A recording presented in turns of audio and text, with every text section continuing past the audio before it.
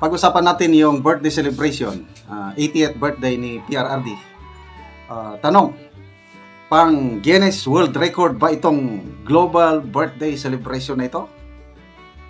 Then, sa Pangulong Marcos Jr., kaya ba niya o kaya ba ng mga supporters niya sa buong mundo na magtapatan or higitan ang ipinakitang pagmamahal ng mga Duterte supporters?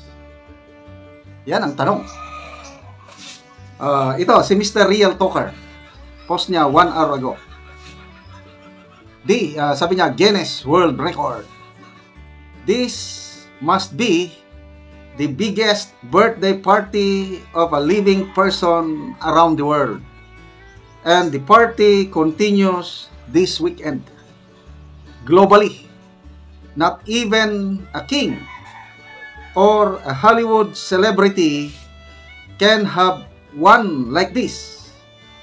This is what you call love and admiration.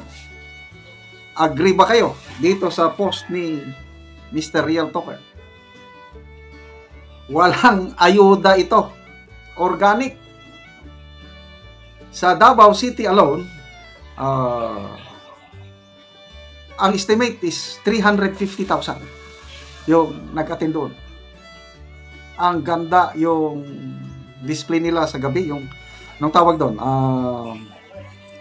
hindi naman fireworks ba yun? O ang ganda yung lights. Kikita mo sa sky yung mukha ni PRRD, yung kanyang kamao na ganyan. Ang ganda ng pagkagawa. Tapos, sa buong mundo,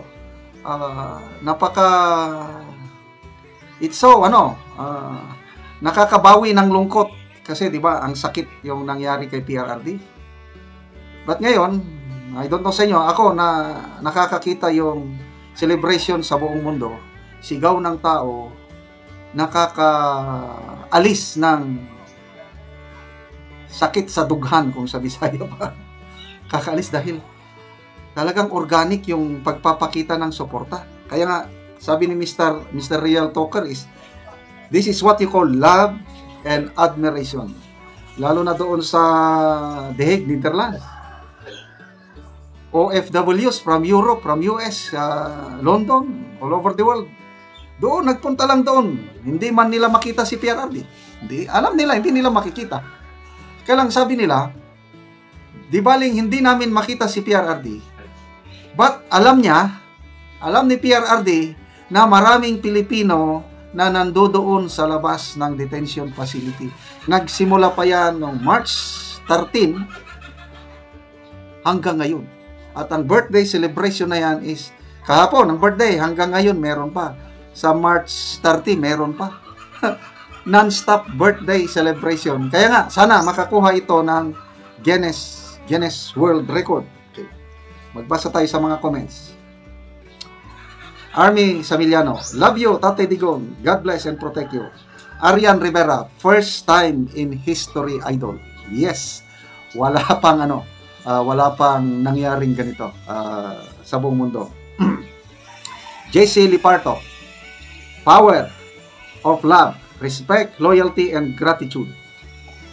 Evelyn Cruz, exactly, biggest, widest birthday celebration in the whole world. Keep strong, Tatay Diggs.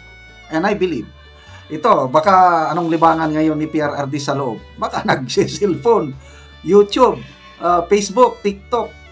Nakikita niya ngayon yung birthday celebration niya. So kung ako ang nasa loob ng facility, nako, I tell you, yung aking lungkot, ang aking mapapalitan ng lakas ng loob sa nakikitang outpouring of love, loyalty, gratitude.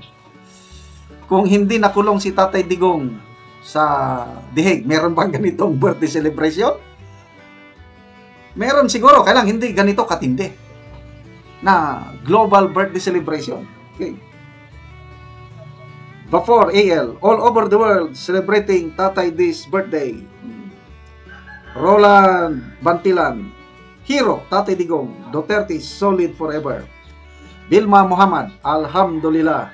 All that love is from our hearts, Tatay Digong, and always be. Speaking of our Muslim brothers, medyo pagdasal natin ang ating mga kapatirang OFW sa Qatar. Both Muslims and Christians. Nagkaisa daw, nagrally nung ano pa daw nung Huwebes pa daw, nagrally na sila, tapos Biyernes. Ngayon may nagsumbong, may traidor na Pilipino, isinumbong sila sa pulis at pulis dinakip ang ating mga kababayan. So more or less, sabi ng aking pinsan na nasa Qatar, mabuti na lang nakaalis siya kagad, nakatunog siguro. So yung hindi nakatunog, yun, nahuli. Mga more or less 50 nakakulong ngayon. Ipagdasal natin na pagtulungan daw sila ng mga amo nila, yes, makakalabas. Kailangan nilang magpiyansa. Kung convicted sila, yung kasi bawal ng mga ganyang political gathering sa Qatar, bawal. Kaya lang, despite na bawal, out of their love, suporta kay Tatay Digong, they took the risk, nagrally pa rin, at yun na nga, nakakulong sila. Yun po, nakakalungkot man, kaya lang at the same time, nakakatuwa na may mga ganong Pilipino na handang magsakripisyo para lang maipakita ang suporta sa minamahal nating tatay. So, good luck. God bless you, Tatay Digong. May you have more birthdays to come. Tanong, PBBM, ano sa tingin nyo? Kaya ba niyang mag-global birthday celebration? Sana sagutin ito ni Auntie Claire Castro. Salamat mga kaibigan sa inyong pagsubaybay sa ating channel. Nakakatulong kayo ng malaki sa Tribong Talandig dahil ang sweldo natin sa channel na ito is pantulong sa tribo. Namimigay tayo ngayon ng livelihood assistance, nagpapatanim tayo ng saging lakatan. Kung may itinanim, may aanihin. Panoorin nyo ang video na ito. Muna ni ang among tanom nga saging lakatan ug naga-espremi sa puradan para pampatay sa insekto, para mas maayo pa gyud ang tubo sa among saging. Ug nagpadayon gid mi ani sa paghinlo kay mas nindot ang tubo sa among saging nga hinlo, ug padayon pod mi sa pag-abuno sa pag-atiman niini. Ug nalipay mi nga naa nami tanom nga saging lakatan.